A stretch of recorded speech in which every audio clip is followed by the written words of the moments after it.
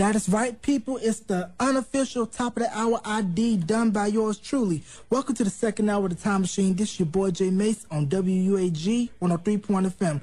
Playing the best new and old school hip hop, R&B, and everything else in between. With me on the phone right now, I have Greg Mack, former music director of influential radio station out of Los Angeles, California, KDAY. Mr. Mack, welcome to the Time Machine. Hey, it's great to be here, man. Thanks for having me on. No problem, man. I appreciate you taking the time out of your busy schedule to do this interview with me. On a Friday night, too. On a Friday night, and they're getting it right with me. You know, this is like the longest running, first run show at WUAG, and it's also the hippest trip in the triad.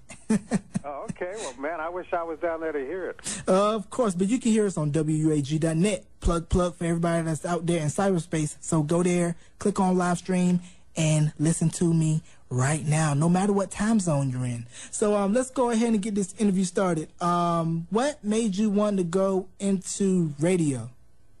You know, I think that I went into radio at the time because, you know, the school that I went to, the high school that I went to, had a program that, you know, you didn't have to go to school if you had at least a B average, and I had that average, and you had to go and work at a job full time. And I wanted to work at a doctor or a lawyer's office, and those were full. The only thing they had left was a radio station. So that's kind of how I got into it. So you bumped into it by accident? After I got into it, I liked it. So it was a good accident, huh? Yeah, I think that more high schools should have programs like that. Yeah, but back to that. So you said you didn't have to go to school because you had a B average, right? You had to have at least a B average to get into this program. Okay. I was teetering around a B plus. Probably could have been an A, but I wasn't focused. So you was walking that fine line, but it was a good fine line that you were walking. It wasn't like by the skin of your teeth. There you go. Yeah, that's what we should all try to aspire. Now, talk about what music did you listen to growing up? And before we go into that, tell the people a little bit about your background, like where you're from and, you know, where you grew up. I grew up in a little city north of Dallas, Texas, named Van Alstyne, Texas. And I think the kind of music that I liked when I was growing up, just good old-fashioned R&B, like the stuff you was playing when I was listening to you waiting for the interview. So just good old-fashioned R&B. So I conjured up some memories of going to those blue light basement parties, quarter parties. Well, you're going to have to go back a little older than Michael Jackson to get to those parties. The days of Cooley High. You better whoop out some, Motown or something. And also, too, in Texas, I know there's probably more stuff to do than just to go to football games on Friday nights, because in Texas, football, high school football is king. Oh, man, if you didn't play high school football, everybody thought there was something wrong with you. And all the boys wanted to beat you up, so you had to play football. So you were basically just kind of like, okay, I'm not a jock, so you was kind of like in between. Right. Well, I couldn't play after my freshman year because I'd injured myself, but that was something that you had to do. So I've still got my war bruises on my knee. Yeah, I can attest to that. I played football myself back in high school, and it was a fun experience. But fast forward, and how did you happen to stumble upon KDAY? I was working at a radio station in Houston called Magic 102. And at the time, we had a competitor in the market, and I was kind of kicking their behind in the ratings. And they did the old radio trick of sending your air check out. For those of you that don't know, an air check is basically a tape of your show. And they sent it to KDAY, and the guy at KDAY actually called and offered me a job. And I said yes. And then when I got there, KDAY wasn't doing very well. And they asked me if I would help with the music because I'd had some music experience, programming and stuff, and I did. And we went to number I think 2. There were like 4 black stations in the market in Los Angeles at that time. KDAY was in last. In the first book, we came in second place.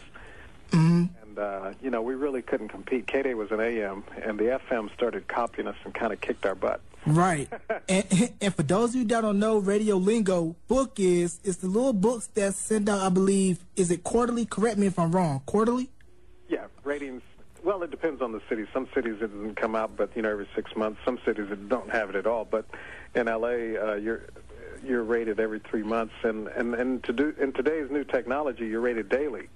Wow. So, the thing that I tried to do, they asked me, what I thought that would work, and I knew that there were groups out at the time, Sugar Hill Gang and Run DMC had just come out, and people kind of looked at hip-hop back then like it was...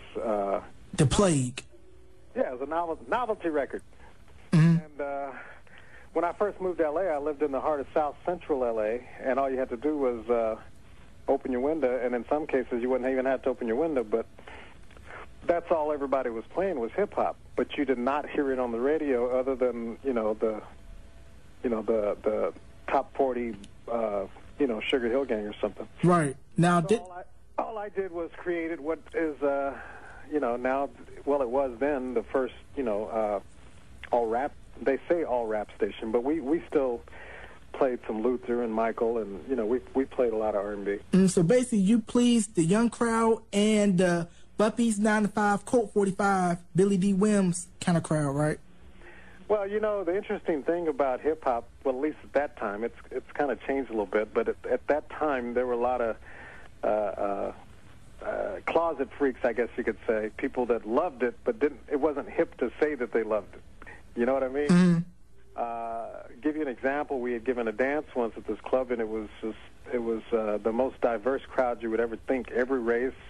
You had people in business suits. You had people in the hip hop gear, black, white, brown. It was the most diverse crowd that I had seen, and basically, the formula was real successful. Even though everybody at the time told me I was really crazy. Mm-hmm.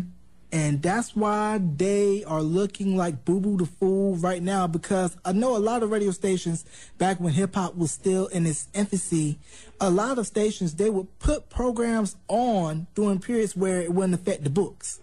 Right. Well, one of the keys to my success is when I first started the format, I brought on a guy to mix for me, and I think a lot of you know him as the producer, Dr. Dre.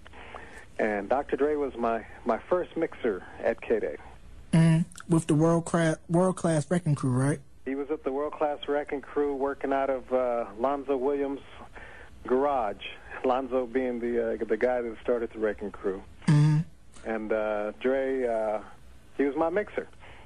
And Dre got so good at mixing that he started, pressing up his mixes and selling them at the swap meet.